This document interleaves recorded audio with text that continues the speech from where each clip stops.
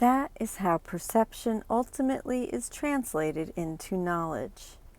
The miracle worker begins by perceiving light and translates his perception into sureness by continually extending it and accepting its acknowledgement. Its effects assure him it is there. When our misperceptions have been brought to true perception, they disappear, as does the Holy Spirit's correction.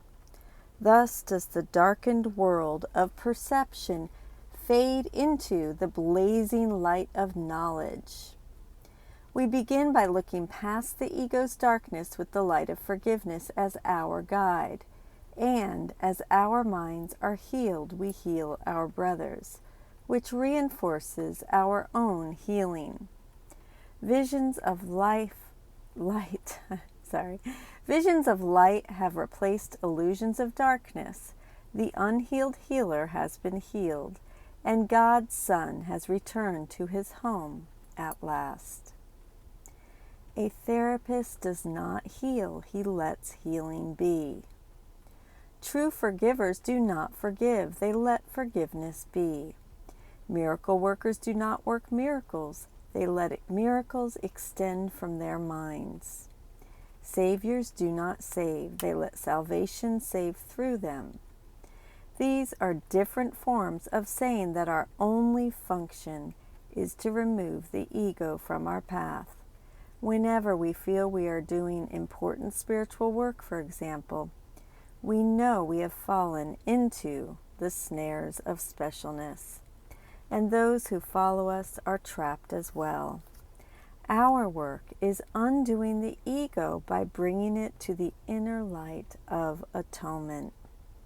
The important work done through us should not be our concern, for the way to ensure our spiritual advancement is realizing love does nothing in the world. To restate this essential point, the only spiritual activity possible here is choosing not to be spiritual, because trying to be godlike is what got us into trouble in the first place. Our function of undoing the ego is accomplished by looking at it with the Holy Spirit, which means without judgment. This is the essence of forgiveness and healing. We return to the theologians and psychotherapists, Jesus' examples of the unhealed healer.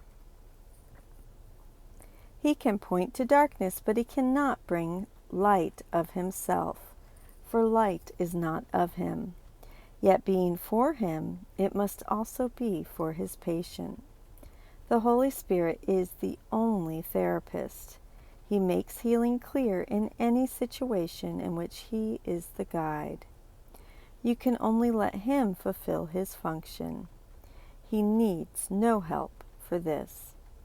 In other words, we need to trust the Holy Spirit and his love to be the healer. We do not have to be the healer. We do not have to tell him where the healing is needed. Our task is only to bring the ego's specialness to him, the darkness to his light. His love does the rest. Healing therapist and patient alike, for they are one. He will tell you exactly what to do to help anyone he sends to you for help, and will speak to him through you if you do not interfere. Remember that you chose the guide for helping, and the wrong choice will not help. But remember also that the right one will. Trust him, for help is his function, and he is of God. Despite Helen's experience that people were sent to her, it can be ours as well. This is not really the case. When our minds are open, love simply extends through us, embracing the sonship as a whole.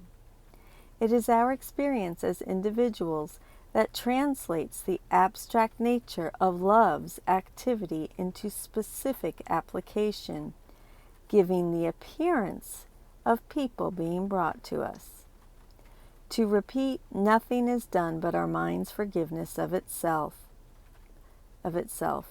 Nothing else is needed, for nothing else can truly help.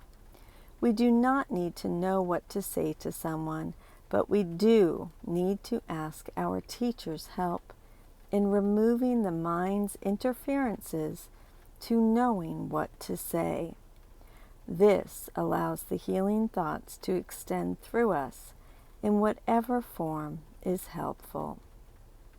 These expressions of the miracle are what work, as we now read, "As you waken other minds to the Holy Spirit through Him and not yourself, you will understand that you are not obeying the laws of this world, but the laws you are obeying work.